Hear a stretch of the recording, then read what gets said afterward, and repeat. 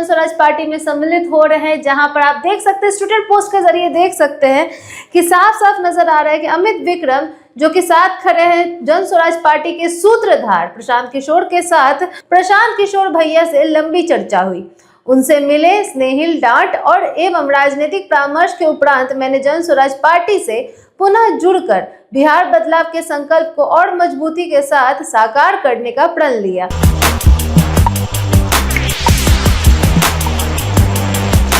नमस्कार, मैं सुरभि मानसी और आप देख रहे हैं वॉइस हब। तो अमित विक्रम, शिक्षक नेता अमित विक्रम द्वारा बड़ी घोषणा कर दी गई। जी हाँ, उनके द्वारा, उनके ट्विटर पोस्ट के द्वारा ये ऐलान कर दिया गया है। क्या ऐलान किया गया है? ये चौंकाने वाली, ये हैरान कर देने वाला ऐलान है। जी, आपको बता दें कि कुछ समय पहले ही, कुछ दिनों पहले, हफ्ते भर की बात है, जब अमित विक्रम ने अपने ट्विटर पोस्ट के जरिए बताया था कि वो जन स्वराज पार्टी छोड़ रहे हैं, क्योंकि वो जिस विचारधारा के साथ आए थे, जिनका मेल जन स्वराज पार्टी की विचारधाराओं से मेल खाता था, वो अब विरुद्ध धारा में जा रहा है और इसको सुनने वाला कोई नहीं। जबकि इस बात की गुहार उन्होंने काफी बार लगाई है, लेकिन जब इस बात की घोषणा उन्होंने कर दी कि वो पार्टी छोड़ रहे हैं, तो फिर एक बार चौंकाने वाली बात सामने आती है कि वो एक बार फिर से जन स्वराज पार्टी को ज्वाइन कर रहे हैं। जी हाँ, फिर से एक बार जन स्वराज पार्टी में सम्मिलित हो रहे हैं, जहां पर आप देख सकते हैं, स्टूडेंट पोस्ट के जरिए देख सकते हैं कि साफ साफ नजर आ रहा है कि अमित विक्रम जो कि साथ खड़े हैं जन स्वराज पार्टी के सूत्रधार प्रशांत किशोर के साथ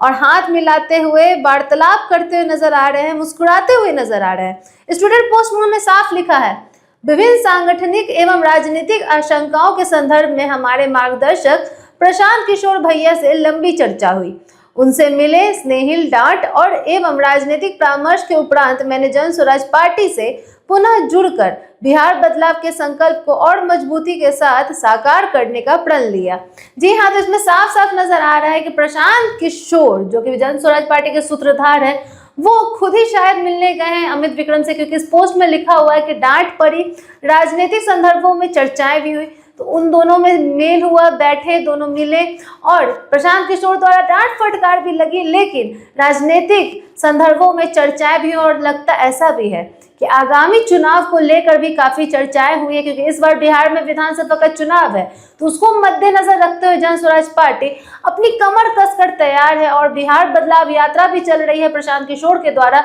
जो कि काफी सफल हो रही है, जहां पर वो खुद कहते हैं कि हम यहाँ वोट मांगने नहीं आए हैं, हम यहाँ आपको आपके अधिकारों के बारे में बताने आए हैं, आपकी समस्याओं को किस तरह निपटाया जाए उनका समाधान बताने हुए हैं, क्योंकि आप खुद ही जानते हैं कि आप कैसे समस्या का समाधान कर सकते हैं। क्योंकि नेता चुनने का हक एक मुख्यमंत्री हो या मंत्री हो, किसी को भी चुनने का हक केवल और केवल जनता में है, और जनता जब अपनी समस्याओं को जानेगी तभी तो अपने मंत्री को, अपनी सरकार को चुन पाएगी। क्योंकि लोग यहाँ तो कभी मुर्गा के नाम पर, तो कभी पैसे के नाम पर, तो कभी किसी चीज के नाम पर यूं ही वोट दे देते हैं, लेकिन जब अधिकार अपने जानेंगे जनता तो खुद अपने अधिकारों के लिए, अपने अधिकारों की मांगों की पूर्ति के लिए खुद सरकार चुनेंगे। तो इस तरह से बदलाव यात्रा प्रशांत किशोर की चल ही रही है, लेकिन प्रशांत किशोर की यात्रा के साथ अपने जितने भी नेता हैं उन सभी को, वरिष्ठ नेताओं को और कार्यकर्ताओं को मेल जोल कर चल रहे हैं और मजबूती के साथ चल रहे प्रशांत किशोर। जिस तरह से अमित विक्रम द्वारा ट्वीट पोस्ट किया गया, इससे साफ पता चलता है कि कई लंबी चर्चा हुई, कई मुद्दों पर लंबी चर्चा हुई, राजनीतिक मुद्दों पे और संदर्भों पे और आगामी चुनाव को लेकर भी, और थोड़ी बहुत डांट फटकार और प्यार के साथ एक बार फिर से पुनः जुड़ चुके हैं अमित विक्रम जन स्वराज के साथ। लेकिन अब ये सोचने वाली बात है, क्या इस बार कुछ बड़ा देखने को मिल सकता है? क्या अमित विक्रम द्वारा जन स्वराज पार्टी में कोई अहम भूमिका निभा सकते हैं इस बार बिहार के विधानसभा चुनाव में? प्रशांत किशोर से इतनी लंबी बैठक और इतनी लंबी वार्तालाप में क्या निष्कर्ष निकल कर आया होगा? केवल बिहार विधानसभा चुनाव को लेकर तैयारियां, या सरकार बनाने को लेकर, चुनावी माहौल को लेकर, राजनीतिक संदर्भों को लेकर लंबी वार्ता, या फिर कुछ और भी? क्या उनको कोई अहम